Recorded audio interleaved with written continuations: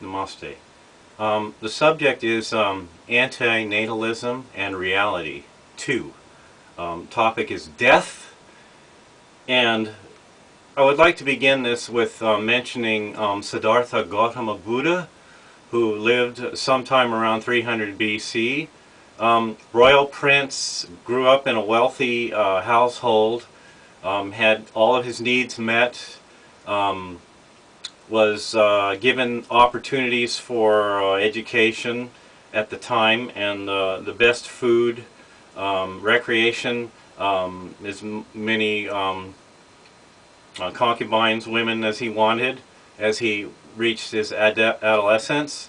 What was interesting about this Gautama Buddha, Siddhartha, was that he was sheltered and kept protected from seeing any of the suffering and hardships that the average common person was immersed in the period he was in the area he was in. It wasn't only up until that he was an adolescent that he was exposed and seen illness, suffering, sickness, and death in the world. So I thought I'd make that clear, and that being, I think what the Buddha has to say, which is a title, Buddha is a title of a teacher, is very pertinent to the discussion of antinatalism. Back in those days, before the advent of science and technology and the knowledge of biology and reproduction, particularly human reproduction, contraceptive devices were not readily available for most people. And my interpretation of Buddha's teaching was that I think Buddha was trying to get to the position of antinatalism. Now, when I'm talking about antinatalism, I'm not talking about infanticide or abortion or killing already growing, existing fetuses or children. That is totally opposed to the idea of antinatalism. Antinatalism is a means of using available contraceptives to prevent the start of or the beginning of a person. So I just want to make that clear right now from the beginning that I'm not going to be talking about abortion, which is abhorrent, which is horrifying and abhorrent. I'm not going to be talking about infanticide, I'm going to be talking about responsible adults making the decision to not to bring about a child into the world using contraceptive methods, which is logical. The idea is that Buddha, Gautama Siddhartha, had the available resources at his time to become educated, to become learned in that time period. Being a prince of a royal family, he had available to him scholars and teachers and leisure time, which he had left his family, and his family had the resources to take care of his family while he was gone and explore and travel the countryside and seek out learned teachers and seek out sadhus, which were Hindu gurus that practiced extreme forms of austerity, and meditation, and that's where the Buddha learned meditation. You see, Buddha was on his way out. Buddha, under the Bodhi tree, was in the process of leaving this life.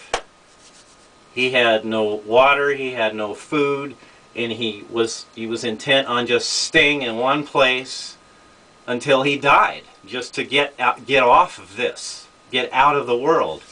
And if you study at all the writings or the teachings of Buddha and you don't practice meditation, then you will not get what the Buddha taught. I have to start right off to tell you that. If you do not meditate and you read about, or you research Buddha and Buddhism and the religion of Buddhism, you won't get it.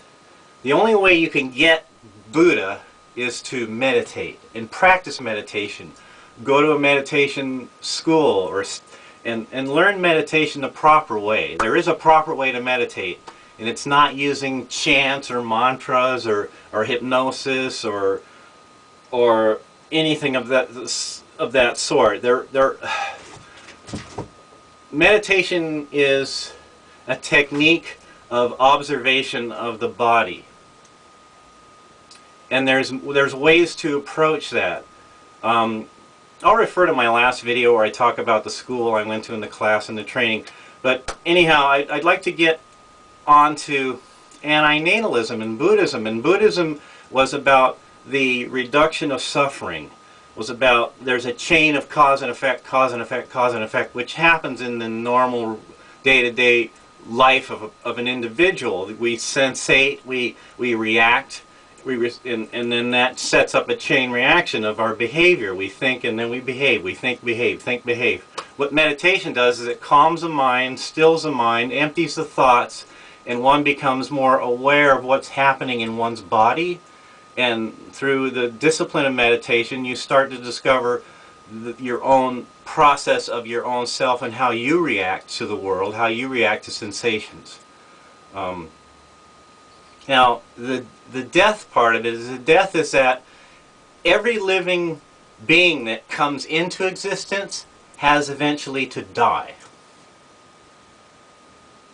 Now, there's no way of getting around that.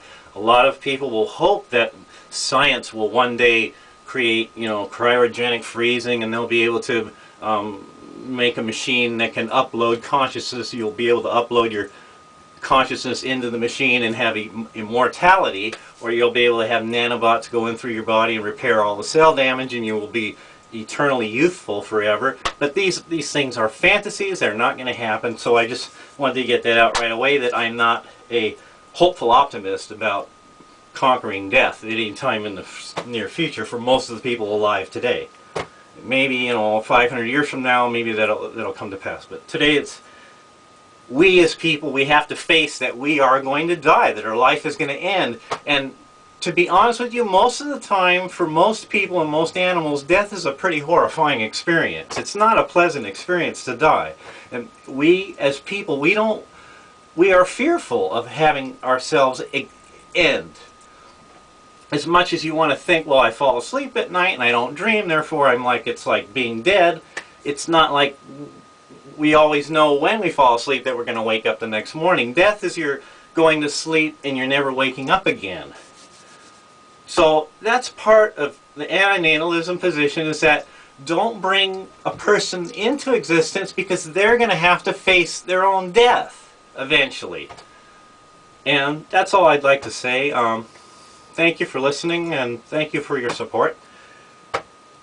May you live long and be happy. Thank you.